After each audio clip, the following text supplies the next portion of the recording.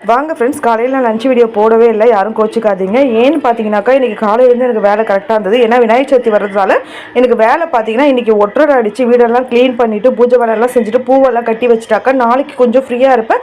மாலெல்லாம் கோக்கிறதுனா நாளைக்கு நான் கோத்துப்பேன். ஒரு சில வேலைகள் நாளைக்கு நான் பார்த்துப்பேன். அதுக்காகத்தான் கரெக்டாக அந்த வேலையினால் வீடியோ எடுத்துகிட்டு செய்ய கொஞ்சம் டைம் ஆகும் அப்படின்றதுனால சரி கடை முடிக்கணும் அப்படின்றதுக்காக நான் இந்த வீடியோ எடுக்கல. லஞ்ச் வீடியோனால தான் உங்களுக்கு போட முடியல. நான் காலையில் லஞ்ச் வீடியோ போடல, ஆனால் இப்போ டின்னர் வீடியோ போடுறேன்.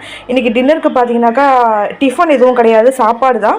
இவங்க எங்கள் வீட்டில் பார்த்தீங்கன்னா ஒரு வாரமாக வெளியே தங்கி வேலை செஞ்சதுனால அங்கே அவங்க காரக்குழம்பு சாம்பார் அப்படி தான் சாப்பாடு போடுவாங்க. எல்லாருக்கும் ஒரே சமையல்ன்றதுனால வேறு வழி இல்லை, அங்கே என்ன கொடுக்குறாங்களோ அதுதான் சாப்பிட்டாகணும். அதனால் நான் என்ன பண்ணேன், நேற்று ரொம்ப கம்மியாக தாங்க சிக்கன் வாங்கினேன். சரி எங்களுக்கு வரைக்கும் போதும்னு சொல்லிட்டு இவர் நாளைக்கு தான் வருவேன்னு சொன்னார். சரி திடீர்னு ஃபோன் பண்ணி நான் கிளம்பிட்டேன்னு சொல்லவே நான் என்ன பண்ணிவிட்டேன், சுட சுட சாதம் வடிச்சிட்டு தக்காளி தொக்கு வச்சாச்சு. ஏன் தக்காளி தொக்கு வச்சேன்னு பார்த்தீங்கன்னாக்கா நாளைக்கு காலையில் பசங்களுக்கு இட்லி ஊற்றிட்டு தக்காளி தொக்கே கட்டி கொடுத்தோன்னு வச்சிடலாம் சொல்லிட்டு, ஏன்னா பசங்க இட்லி கேட்டிருக்காங்க. தக்காளி தொக்கு நல்லா எண்ணெய் ஊற்றி சூப்பராக வச்சுருக்கேன் கட்டியாக, நல்லாயிருக்கும் இட்லிக்கு. அப்புறம் கடகடன் ஓடி போயிட்டு ஒரு 1/4 கிலோ சிக்கன் வாங்கிட்டு வந்தால் மசாலா போட்டு பொரிச்சு கொடுத்துடலாம். அவர் ஒரு வாரமாக சரியாகவே சாப்பிடல இல்லைங்களா, அதனால் அவருக்கு கொஞ்சம் பொரிச்சு கொடுத்துடலான்னு சொல்லிட்டு நேற்று தாங்க பகோடா செஞ்சேன். வேறு வழி இல்லை, செஞ்சு தான் கொடுத்தாகணும். ஏன்னா ஒரு வாரமாக சரியாக சாப்பிடாதனால முட்டை ஆம்லேட்டும் சிக்கன் பகோடா வச்சு சுட சாதம் போட்டு கொடுத்தாச்சு. நைட்டு டின்னருக்கு சாப்பாடு தான் இன்றைக்கி. சூப்பர் சமையல் தான், எல்லாருக்கும் பிடிச்ச சமையல் தான். கையோடவே சாப்பிட்டு முடிச்சுட்டு கையோடவே கிச்சன் வேலையை முடிச்சாச்சு.